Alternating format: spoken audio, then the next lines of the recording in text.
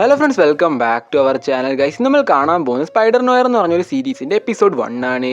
വീഡിയോയിലേക്ക് പോകുന്നതിന് മുമ്പ് നിങ്ങൾ ആദ്യമായിട്ടാണ് എൻ്റെ വീഡിയോ കാണുന്നതെങ്കിൽ വീഡിയോ ലൈക്ക് ചെയ്ത് ചാനൽ സബ്സ്ക്രൈബ് ചെയ്യണേ ഗൈസ്. അപ്പം നമുക്ക് നേരെ വീഡിയോയിലേക്ക് പോകാം. 1930കളിൽ ന്യൂയോർക്കിൽ നടക്കുന്ന ഒരു കഥയാണിത്. സ്പൈഡർ നോയർ ആണ് ഈ ഒരു കഥയിലെ നായകൻ. അവൻ ന്യൂയോർക്ക് സിറ്റിയിൽ നടക്കുന്ന പ്രശ്നങ്ങളും അവിടെയുള്ള ആൾക്കാരെ രക്ഷിക്കുന്ന ഒരു ഹീറോയായിരുന്നു. അവൻ്റെ ഗേൾഫ്രണ്ടായ റൂബി അവരെ കല്യാണം തീരുമാനിച്ചിരിക്കുന്ന സമയത്ത് അവൻ്റെ മുമ്പിൽ വെച്ച് മരിക്കുകയാണ്. തൻ്റെ ഗേൾഫ്രണ്ടിനെ രക്ഷിക്കാനായിട്ട് ഞാനിനി ഒരിക്കലും സ്പൈഡർ നോയർ ആയിരിക്കില്ലെന്ന് കരുതി അവൻ്റെ പവേഴ്സ് എല്ലാം ഉപേക്ഷിക്കുകയാണ്. എന്നിട്ടൊരു സാധാരണ ആളെ പോലെ ജീവിക്കാനായി തീരുമാനിക്കുകയാണ്. അങ്ങനെ ഇപ്പോൾ 5 വർഷം കഴിഞ്ഞു. നമ്മുടെ നായകനായ റേലി ഒരു പ്രൈവറ്റ് ഇൻവെസ്റ്റിഗേഷൻ കമ്പനി നടത്തുകയാണ്. അങ്ങനെ ആഡിസൺ എന്ന ഒരാളെ പിടിക്കാനായി പോകുന്ന സമയത്ത് പെട്ടെന്ന് ഒരാളുടെ കാറിൻ്റെ ഡോറിൽ തട്ടി റേലി ബോധം കെട്ടി വീരിക്കുകയാണ്. ആക്ച്വലി അത് ചെയ്ത് ഡൊണഗൻ എന്ന വേറൊരു പ്രൈവറ്റ് ഇൻവെസ്റ്റിഗേറ്റർ ആയിരുന്നു. അവനും ആഡിസനെ പിടിക്കാനായിരുന്നു പോയത്. പെട്ടെന്ന് നമ്മുടെ റേലിക്ക് ബോധം വന്ന് അവരെ ഫോളോ ചെയ്ത് ചെല്ലുകയാണ്.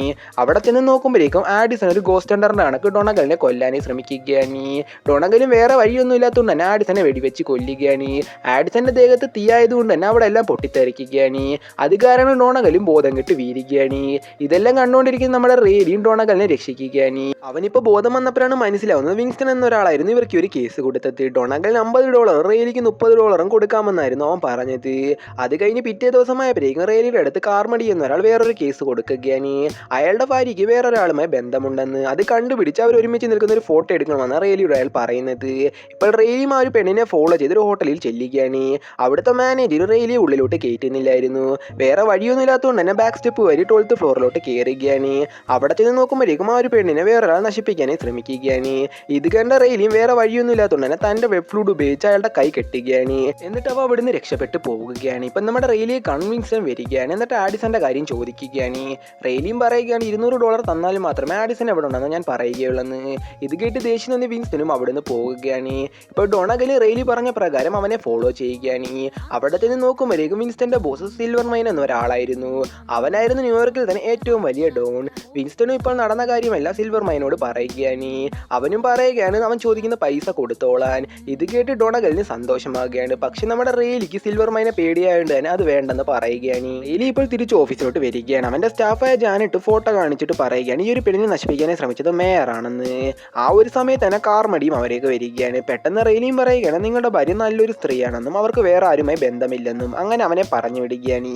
എന്നിട്ട് റേലി ജാനിട്ടോട് പറയുകയാണ് അവൾ കാർമണിയുടെ ഭാര്യയല്ലെന്ന്, അവൻ മേയറെ കൊടുക്കാനാണ് വന്നതെന്നും പറയുകയാണ്. റേലി ഇപ്പോൾ പെണ്ണാരാണെന്ന് മനസ്സിലാക്കുകയാണ്. അവളൊരു പ്രശസ്ത പാട്ടുകാരിയായിരുന്നു. അവളുടെ പേരാണ് കാറ്റ് ഹാർഡി. അങ്ങനെ റേലിയും കാറ്റ് ഹാർഡി ഫോട്ടോ കാണിച്ച് ബ്ലാക്ക് മെയിൽ ചെയ്യാനായി പോവുകയാണ്. അങ്ങനെ സിൽവർ മൈൻ വരുന്നത് റേലി കാണുകയാണ്. അവനും അവിടുന്ന് മാറുകയാണ്. സിൽവർ മൈൻ ഇപ്പോൾ ഡൊണഗലിനെ പിടിച്ച് ആഡിസന്റെ കാര്യം ചോദിക്കുകയാണ്. ഡൊണഗലും ആഡിസനെ കൊന്നുകളഞ്ഞ കാര്യം അവനോട് പറയുകയാണ്.